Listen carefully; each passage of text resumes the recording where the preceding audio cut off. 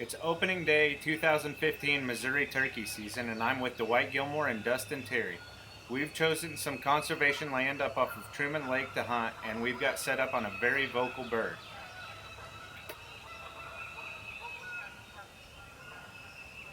We've managed to close the distance to within 200 yards of the roost tree, but like sometimes happens, that doesn't prove to be close enough as the bird flies down on a different ridge.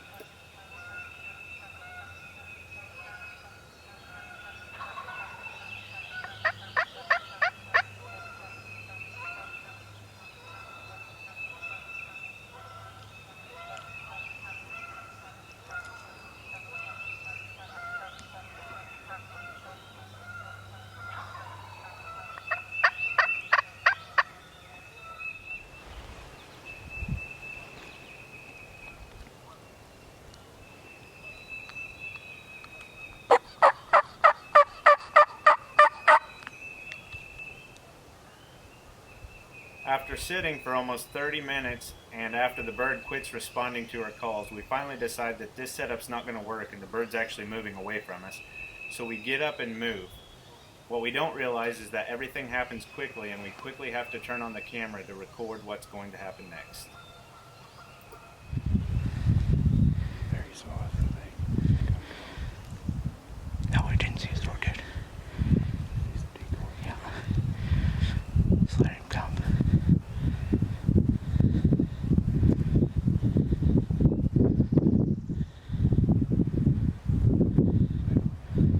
I don't have him on camera very good yet.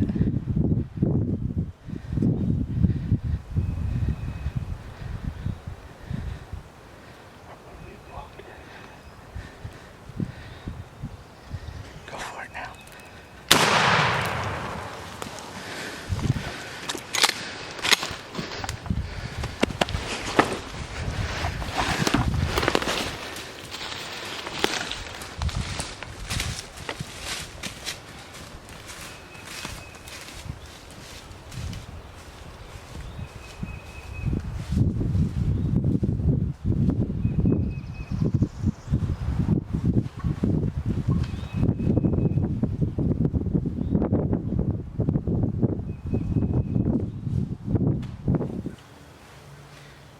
Good morning, everybody. It's opening day here in Missouri, and we've had a pretty good morning. We got set up on this bird. We got within probably 200 yards of his roost tree, but unfortunately he was on a different ridge than what we were on, and he flew down on that same ridge and he gobbled a ton. We actually scouted this bird over the weekend and we decided to hunt him because he's just got a loud mouth on him, so we needed to shut it up. Anyway, he flew down on that ridge that we weren't on and stayed there all morning long and gobbled.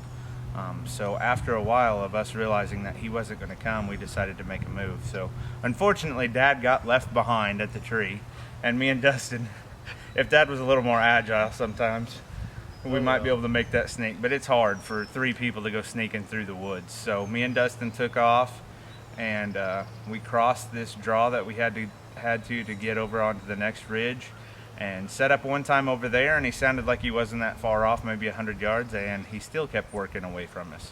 So we made a second move on him and set up, and he still yet gobbled a little ways off, and I was getting nervous that we weren't going to make it happen then, because he was starting to get into some thicker stuff that we weren't going to be able to move through. We made a couple calls there, and he gobbled a few times, and we shut up and kind of set up for a little while to see what he was going to do, and then we called again, and he gobbled, and he couldn't have been more than 30 yards off. There he's just over the crest of the ridge and we couldn't see him. So just about the time that he gobbled, Dustin says, "I see him," and we got the camera turned on then. And he came right over the top of that ridge, and we were pretty wide open. We couldn't get against any trees or anything. We weren't really set up good, but we had the strutter decoy sitting right in front of us. So that bird came over the top of the ridge and he didn't even know we were there. He was just checking out that strutter decoy. And we got him in there. I'd say it was less than 10 yards, don't you think, Dustin?